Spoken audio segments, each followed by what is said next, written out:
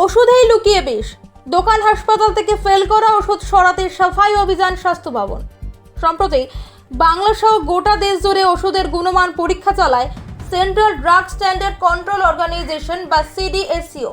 সেই পরীক্ষাতে খোদ জানুয়ারি মাসেই ডাহা ফেল করেছে মোট 93টি ওষুধ। এই গুণমান পরীক্ষায় ফেল হওয়া ওষুধের তালিকায় দেখা গিয়েছে প্যারাসিটামল, রক্তচাপ, বমিভাব কাটানোর মতো একাধিক ওষুধের নাম, যা সাধারণ মানুষ দিন প্রতিদিন ব্যবহার করে থাকে। এবার সেই ফেল করা ওষুধ নিয়ে আসরে রাজ্যের স্বাস্থ্য ভবন। সিডিএসইওর গুণমান পরীক্ষায় ফেল করা ওষুধগুলোকে নিয়ে সতর্ক বার্তা জারি করলো তারা। সেন্ট্রাল মেডিকেল স্টোরকে রাজ্যের প্রতিটি হাসপাতাল থেকে গুণমানে উত্তীর্ণ না হওয়া ওষুধ সরানোর নির্দেশ দিয়েছে স্বাস্থ্য ভবন।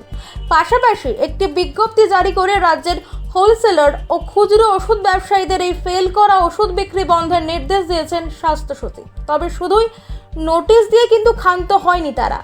জানা গিয়েছে, বিজ্ঞপ্তি জারির পরও কোনো খুচরো ব্যবসায়ী বা হাসপাতাল এই ফেল করা ওষুধ ব্যবহার করছে কিনা তাও খতিয়ে দেখতে পরিদর্শনে নামবে রাজ্যের ড্রাগ কন্ট্রোল। যদি কেউ সেই বিক্রি বন্ধের নির্দেশিকা অমান্য করেন, সেক্ষেত্রে তাদের বিরুদ্ধে আইনানুগ ব্যবস্থা নেওয়া হবে বলে জানাচ্ছে স্বাস্থ্য ভবন।